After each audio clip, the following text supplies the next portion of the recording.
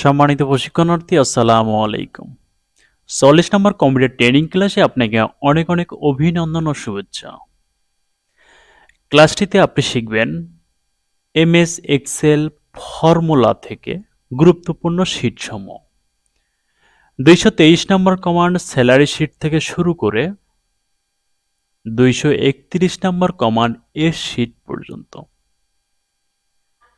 ক্লাসটিতে আপনি শিখবেন সূত্র প্রয়োগ করার জন্য বেতন শীট, বিদ্যুৎ বিল, ফলাফল শীট, বয়স বের করার সফটওয়্যার তৈরি সহ কয়েকটি অটো শীট তৈরি করতে পারবেন।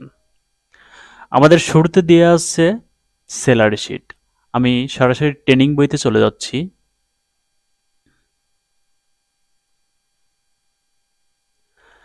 আমাদের ট্রেনিং বইতে শুরুতে দেওয়া আছে ২২৩ নম্বর কমান্ড স্যালারি শীট, কর্মকর্তা কর্মচারীদের বেতন শীট।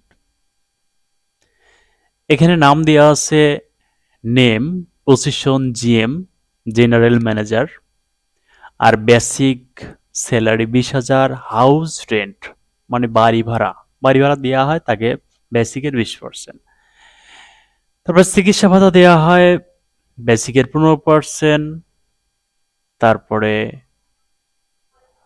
বয়স্ক ভাতা দেওয়া হবে ১২%, প্রভিডেন্ট ফান্ড 10% এবং ট্যাক্স কাটবে 5%। টোটাল স্যালারি কত হবে? নিচে সুন্দরভাবে সূত্র প্রয়োগের অপশন দেওয়া আছে। D2 এর ঘরে সূত্র লিখুন। D2 অর্থাৎ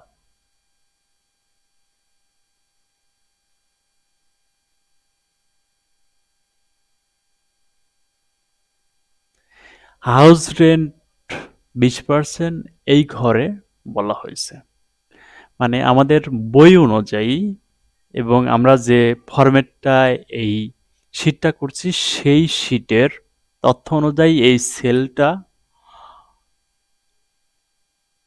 নাম হচ্ছে D2, অর্থাৎ ডি সেলের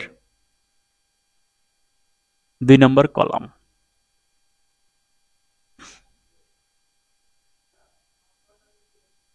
সেজন্য এটা D2।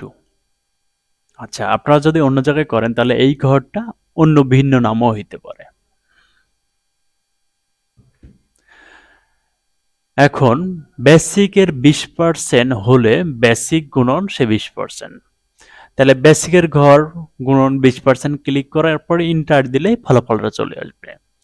তারপরে ২ নম্বর ঘরে সূত্র লিখতে হবে বেসিক গুণন 20%। এই বেসিকের ঘরটা সি2 ঘর ক্লিক 15%, ইন্টার দিলে এখানে ফলাফল চলে আসবে।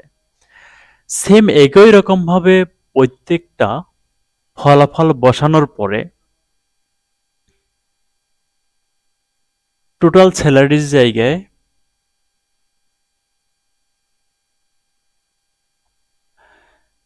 বারো এর ঘরে সূত্র লিখুন।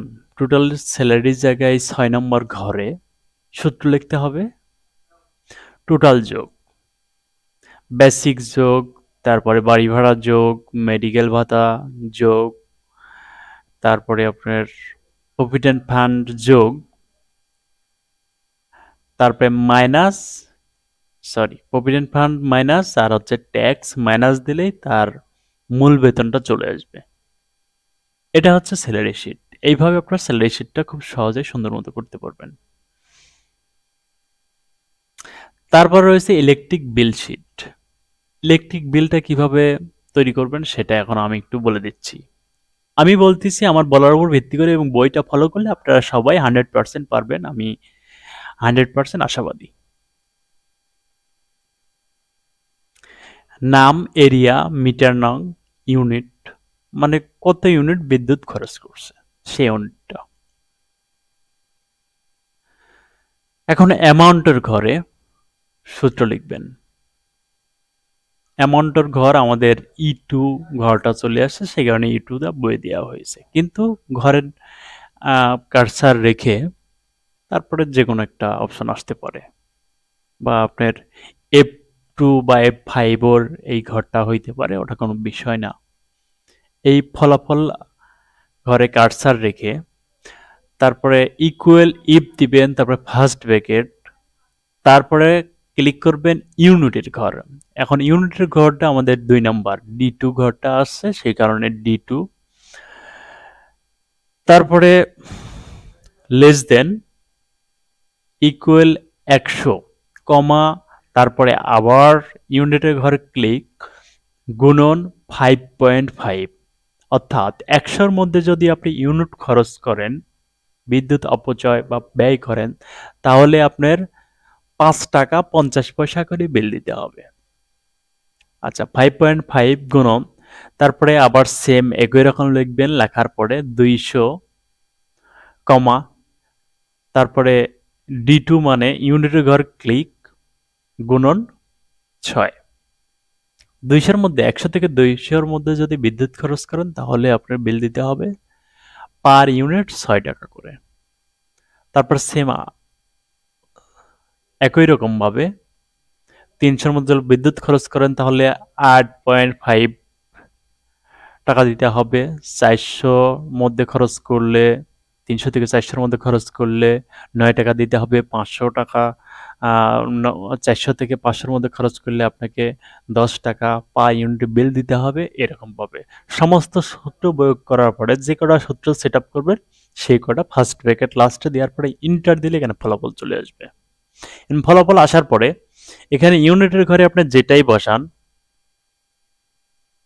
এই জায়গায় অটো বসবে। এটা ছিল ইলেকট্রিক বিল শিট। তারপর রয়েছে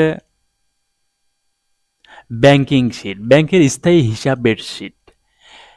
এবং ব্যাংকের স্থায়ী হিসাবের শিট সেম একই রকম ভাবে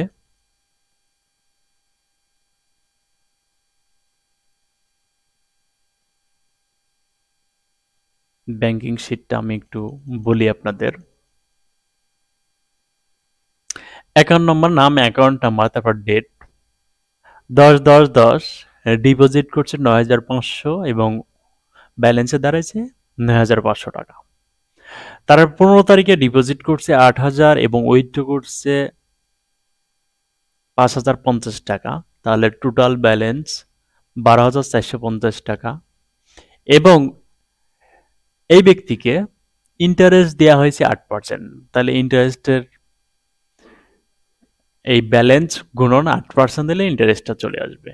এখন ব্যালেন্স আর ইন্টারেস্ট যোগ করলে ফাইনাল ব্যালেন্স। আচ্ছা, তাহলে মূল ব্যালেন্স, উপরের মূল ব্যালেন্স থেকে যোগ পরের ডিপোজিট এবং মাইনাস উইথড্র, ইন্টার ফলাফল চলে আসবে। তারপর ইন্টারেস্টটা বের করছে, বের করার পরে মূল ব্যালেন্স আর ইন্টারেস্টটা যোগ দেওয়ার পরে টোটাল ব্যালেন্স। খুবই সহজ। তারপর রয়েছে হচ্ছে 226 নম্বর কমন ব্যালেন্স শিট, ব্যবসায়ীদের ব্যবসার হিসাব শিট। এখানে এবি সন্স একটা আউটলেট অর্থাৎ দোকানের নাম। 10/10/10 তারিখে গোডস পণ্য পেন ড্রাইভ, পেন ড্রাইভ বিক্রি করছে 12টা কোয়ালিটি। এমআরপি 12,50। তাহলে এমআরপি গুণন কোয়ালিটি গুণন এমআরপি, ইন্টার, এই যে ফলাফল 12,15,000। তারপর রয়েছে ভ্যালু শিট, অনেকগুলো পণ্যের মূল্য একত্রে বের করা। এখন দেখেন ভ্যালু শিটে বলা হয়েছে 50 মিলি 2 পিস, 100 মিলি 3 পিস, 200 মিলি পণ্য। একটা পণ্যে, একটা নির্দিষ্ট পণ্যের বিভিন্ন মিলি অনুযায়ী রেট বিভক্ত করা আছে, সেই রেট অনুযায়ী টোটাল ফলাফল কত আসবে। 50 মিলি দাম ধরা হয়েছে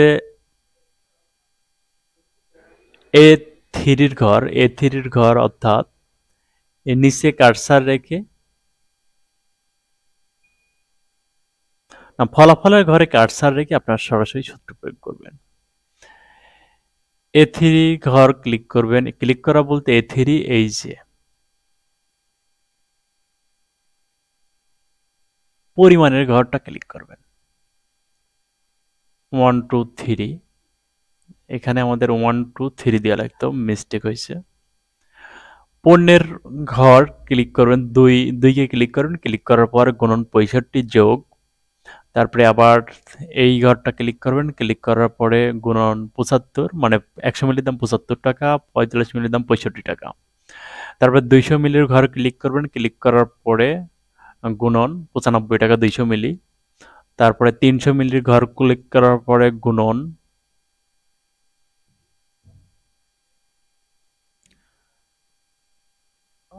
115 টাকা।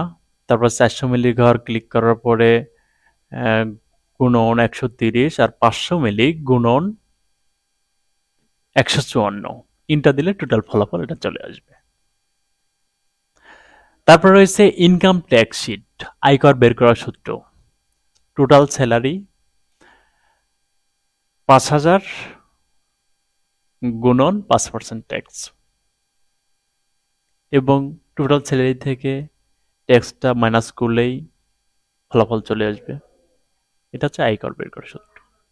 তারপর রয়েছে overtime sheet. Overtime শিটটা কিভাবে করবেন একটু খেয়াল করবেন।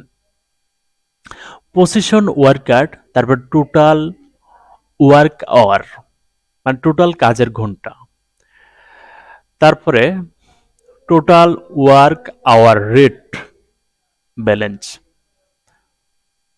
200 ঘন্টা কাজ করছে, 20 টাকা প্রতি ঘন্টা, তাহলে 200 গুণন 20 ব্যালেন্সের রেখারে, তাহলে 200 ঘর ক্লিক, তারপরে গুণন, তারপরে রেটের ঘর ক্লিক, ইন্টার, যে ব্যালেন্স চলে আসবে।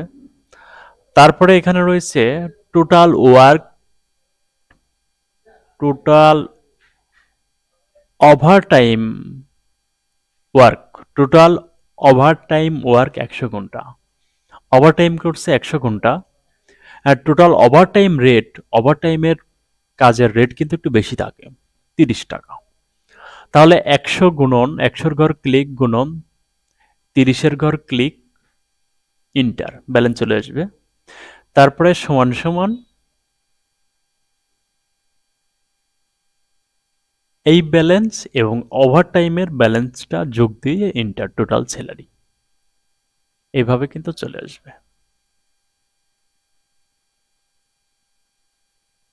এটা ওভার টাইমের শিট ছিল। তারপরে সিজিপি বের করা। সিজিপি বের করা সেম একই রকম ভাবে, এখানে সূত্রটা একটু বেশি পরিমাণ লিখতে হয়। প্রথম একটা সূত্র এই পর্যন্ত মুখস্থ করবেন, বাকিগুলো কপি করে বসাই দিলে হয়ে যাবে, এবং একটা শুধু মুখস্থ করবেন, শুধুমাত্র একটা। ইফ থেকে শুরু করে এ প্লাস পর্যন্ত এতটুকু মুখস্থ করবেন, তাহলে আপনাদের পরবর্তীতে কপি করে বসাবেন এবং একটু চেঞ্জ করে দিবেন। তারপর রয়েছে বয়স বের করার সূত্র। বয়স বের করার সূত্র সেম একই রকম ভাবে আপনারা বের করতে পারবেন। আরো কিছু 2007 থেকে 2021 পর্যন্ত এক্সেলে আপডেট কমান্ড সূত্র প্রয়োগ করা হয়েছে। আপনারা চেষ্টা করবেন এগুলা করার জন্য। আপডেট ভার্সন যখন আসবে তখন আপনারা ক্লিয়ার ভাবে বলতে শিখতে পারবেন।